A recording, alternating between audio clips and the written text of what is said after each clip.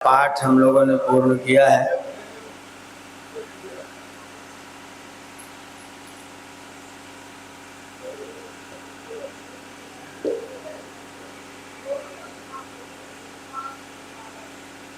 यहाँ भी जहाँ पर पाठ समाप्त किया गया है, यह मंत्र पढ़ा गया, अग्नेरिंद्रस्य सोमस्य देवानाम ऊतिभिर्वयम् अरिष्यन्तः सचेमहि अभिश्याम पृतन्यतः। अग्नेः इंद्रस्य सोमस्य, अग्नि के, इंद्र के और सोम के, और देवानाम देवों के, ऊतिभिः माने रक्षा के द्वारा। अग्नि, इंद्र, सोम और देवों की रक्षा के द्वारा हम लोग रक्षित हैं, हम लोग बचे हुए हैं, हम लोग सुरक्षित हैं। अग्नि, इंद्र, सोम आदि जो देवगण हैं, उनके कारण से हम लोग सुरक्षित हैं। जब हम लोग यज्ञ में आहुति डालना प्रारंभ करते हैं तो सबसे पहली आहुति देते हैं अग्नये स्वाहा, फिर आहुति डालते हैं सोमाय स्वाहा, और फिर कहते हैं प्रजापतये, और फिर इंद्राय स्वाहा। इन देवों को आहुति डालते हुए हम इन देवों को बलवान करने की प्रार्थना करते हैं कि हमारे देव बलवान हों। जिसको बढ़िया भोजन कराया जाता है उसका स्वास्थ्य ठीक होता है। अगर हम अग्नि में घृत डालेंगे, साकल्य डालेंगे, तो अग्नि जिस वायु को प्रेरित करेगा वो वायु सुगंधित होगा। अगर हम उसके स्थान पर कुछ और डालना प्रारंभ कर दें, कूड़ा जलाएं सवेरे सवेरे, कागज पन्नी सब बटोर करके जलाएं, तो अग्नि में अगर हम उस कागज की पन्नी की आहुतियां डालेंगे तो वायु का क्या होगा।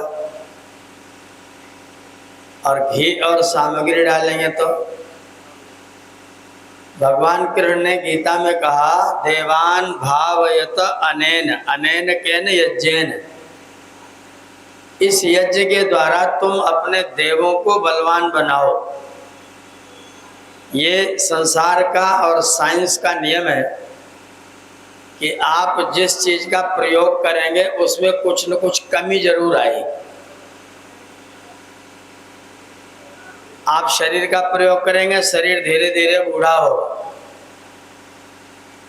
आप रात में सो जाते हैं भोजन करके, तो भोजन के पचने से रस रक्त बनता है, और नींद लेने से जो सेल्स आपके डैमेज हुए थे वो सेल्स नए क्रिएट हो जाते हैं, नए बन जाते हैं।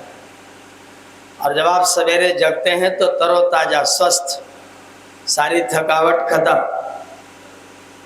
ऐसे ही करोड़ों वर्षों से सूर्य चमक रहा है, तो उसकी भी कुछ न कुछ ऊर्जा तो कम हुई होगी। उसी ऊर्जा की पूर्ति करने के लिए हम लोग क्या करें। अगर वो कमजोर हो जाएगा तो फिर हमारा स्वास्थ्य कैसा होगा, हमारा स्वास्थ्य खराब होगा। जो वृक्ष में लगे हुए खट्टे फल पक करके मीठे हो जाते हैं, वो करने वाला कौन है। जितना भी रस बनता है वो चंद्रमा का काम है, और जितना रस पकता है वो सूरज का काम है। बनाने का काम चंद्रमा का और पकाने का काम। और अगर दोनों देवताओं को आपकी आहुति न मिले तो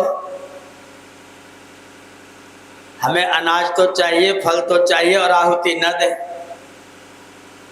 तो फिर हमारी रक्षा भी नहीं हो। ये वेद कह रहा है, अग्ने है इंद्र से सोमस्य देवानाम ऊतिभिर्वयम् आज हम जीवित हैं तो इन देवों की रक्षा में जीवित। वायु अगर ऑक्सीजन उसमें ठीक ठाक मात्रा में है तो ठीक है, और अगर ऑक्सीजन वायु में कम हो गया और आप उसको लेते रहेंगे कार्बन की मात्रा बढ़ा के, तब क्या होगा?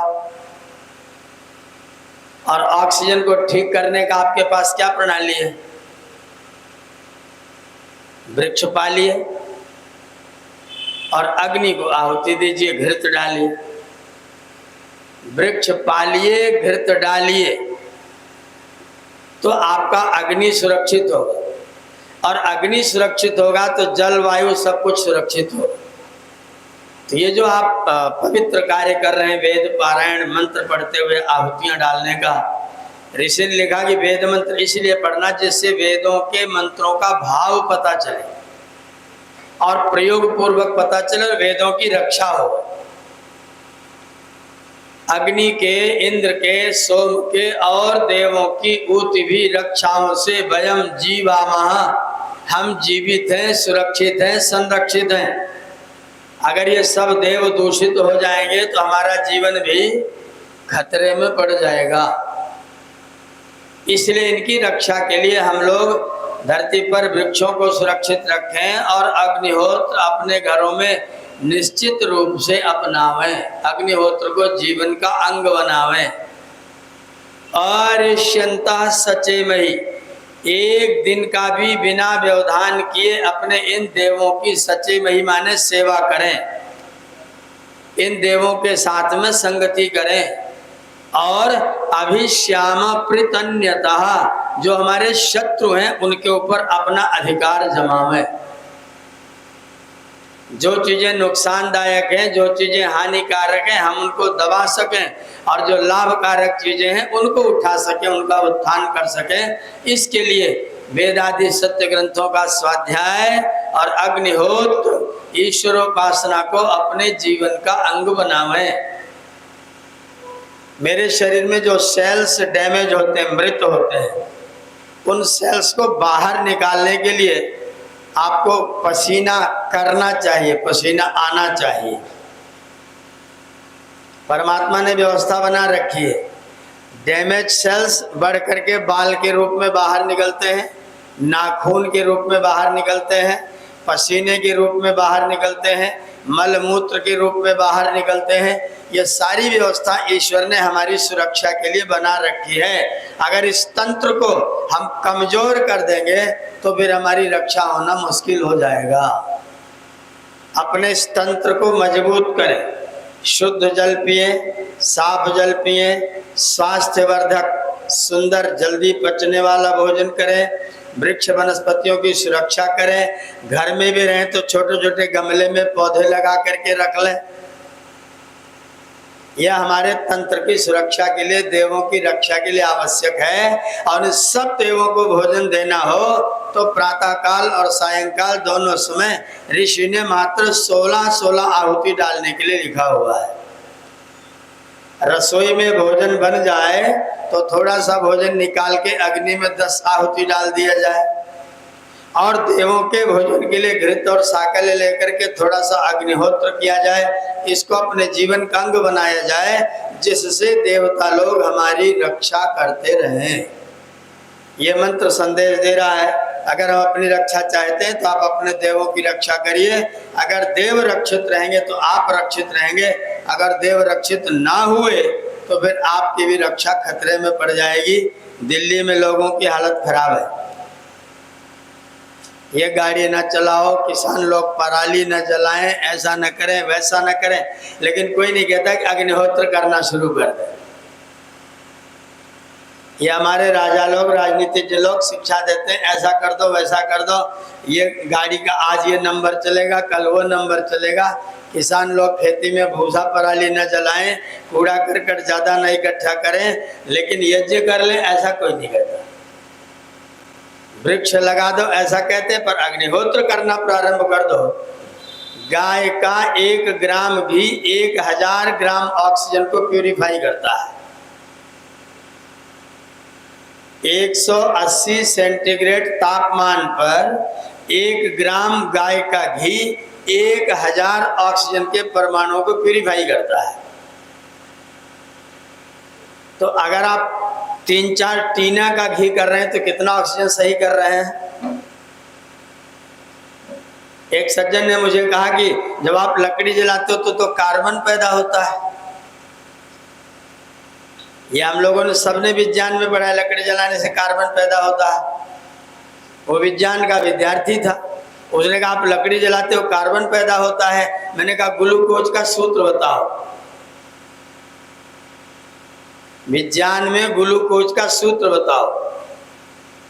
बोला C6H12O6, 6 भाग ऑक्सीजन, 12 भाग हाइड्रोजन और 6 भाग कार्बन मिला दो तो क्या बन जाता? ग्लूकोज।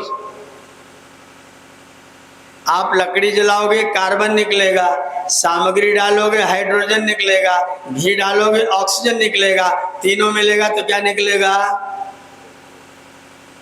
तो आप ये जो करते हुए क्या कर रहे हैं?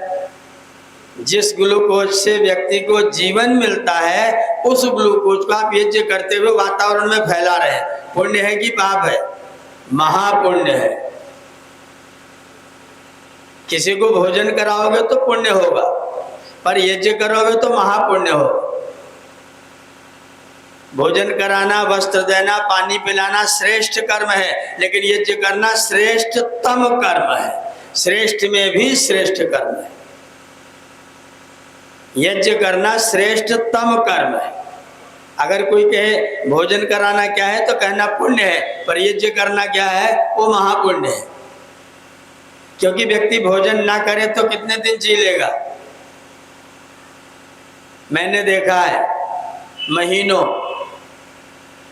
बिना भोजन किए, पानी पी के, नींबू पानी, शहद लेके आप 6 महीने जी सकते हो,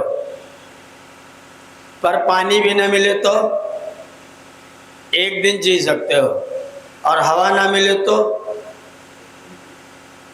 1 मिनट, और किसी का बाहर निकल गया और ना लिया तो 1 सेकंड में ही। तो ज्यादा महत्वपूर्ण क्या करना है? भोजन देना, पानी पिलाना कि हवा बनाना? अगर यज्ञ करके आप हवा को घोषित करते हैं तो कई गुना ज्यादा कार्य करते हैं, पुण्य का कार्य करते हैं। इसलिए यज्ञ करना महापुण्य का कार्य है। ये वेद मंत्र कह रहे हैं, अग्निरिंद्रस्य सोमस्य देवानाम ऊतिभिर्वयम् अरिष्यन्ता सचेमहि। हम इन यज्ञ कर्मों को बिना रुके, बिना व्यवधान के, बिना किसी गैप के नित्य करते रहें और अभिश्याम प्रतन्यतः अपने शत्रुओं को अपने से दूर हटाते रहें, अपने अपवित्रता को दूर करते रहें और पवित्रता को जीवन में लेकर के आते रहें, जिससे हमारी रक्षा सदैव होती रहे, हम सुरक्षित और संरक्षित रहें। ये वेद मंत्र ने आपकी रक्षा के लिए विज्ञान बताया हुआ है। आइए, पाठ हम लोगों को पर्याप्त मात्रा में करना है। नए यजमान आ गए हैं, अगले मंत्रों से हम लोग आहुतियाँ प्रदान करेंगे। द्वितीय अष्टक के 6ठ अध्याय का आरंभ होगा।